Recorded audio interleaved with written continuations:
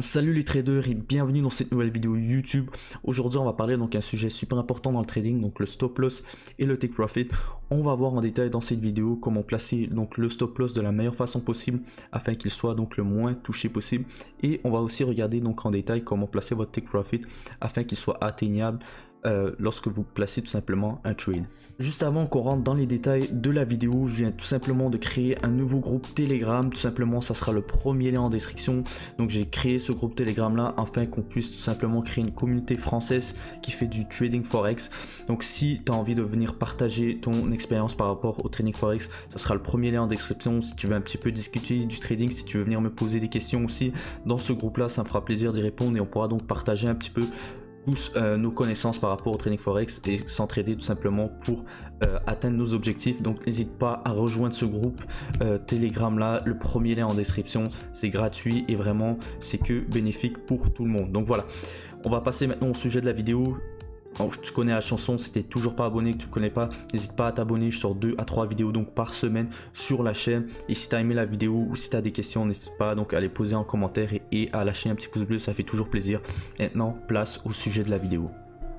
Donc voilà, on se retrouve sur mon écran sur la paire JJ pour montrer un petit peu quelques exemples de comment est-ce que je place personnellement mon stop loss et mon take profit afin qu'il soit donc mon stop loss le plus protégé possible, ne soit pas touché, et comment je place mon take profit pour qu'il soit donc le plus touché possible et qu'il soit donc atteignable.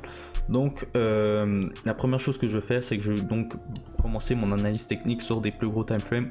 Je suis un day trader, donc je vais utiliser donc le daily 4 heures et 1 heure pour connaître ma tendance du marché. Une fois que je connais donc ma tendance du marché, je vais tout simplement placer donc mes supports et résistances sur les gros time frames, donc le 4 heures et le daily. Et tout simplement, une fois que c'est fait, vous le savez, donc je vais acheter tout simplement au niveau de support et vendre au niveau de résistance, tout simplement. Et la technique donc est très simple, et ce que je vous conseille toujours et ce que je vous dis toujours, c'est que plus le time frame est gros en tant que tel, donc 4 heures daily weekly, plus la tendance est respectée en tant que tel. Donc si vous utilisez cette technique là sur le 5 minutes ou 15 minutes, ça peut être un peu plus risqué, puisque tout simplement si vous placez vos supports sur de 5-15 minutes, voilà, c'est des supports minimes et des résistances minimes qui sont très peu respectées en tant que tel, puisque voilà, sur ces petits laps de temps là, la plupart du temps ce sont des scalpers qui vont utiliser simplement ces laps de temps là pour placer leur support résistance, puisqu'ils gardent leur trade très peu de temps. Mais si vous êtes plus un day trader et swing trader, je vous conseille donc fortement de placer tout simplement vos supports et résistances sur des plus gros laps de temps, puisque ce sont tout simplement des supports et résistances plus importants et qui seront donc plus respectés en tant que tel.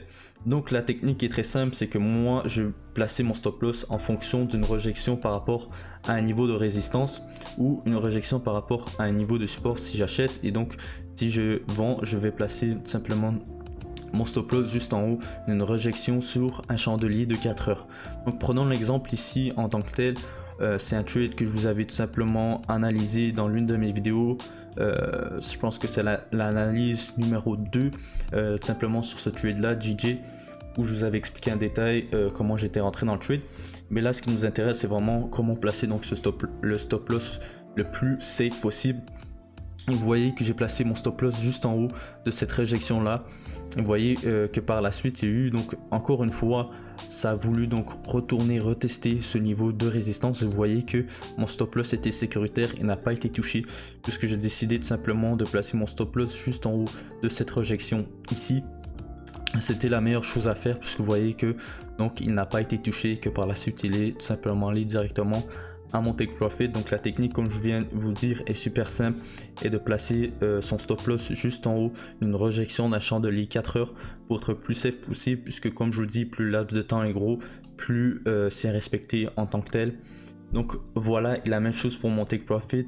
Je vais tout simplement placer mon take profit au prochain niveau de support ou de résistance en tant que tel, c'était donc ici. Donc j'ai placé mon take profit à ce niveau de support, et vous voyez que c'est venu directement donc à mon niveau de support. Donc voilà, je peux vous montrer d'autres exemples, par exemple ici où j'ai placé tout simplement un niveau de support. La même chose ici, c'est quand j'ai pris tout simplement, quand j'ai pris le trade en tant que tel. Pour montrer l'exemple ici, j'ai placé mon stop loss juste en dessous de cette réjection ici sur le chandelier de 4 heures pour être safe. Et vous voyez que par la suite, on a voulu retester donc ce niveau de support et mon stop loss encore une fois était safe. Et j'ai placé donc mon take profit au prochain niveau de résistance qui a été touché juste ici pour avoir au minimum un ratio de 2 pour 1, ce qui a été le cas ici puisqu'on a eu donc un ratio de 2.39.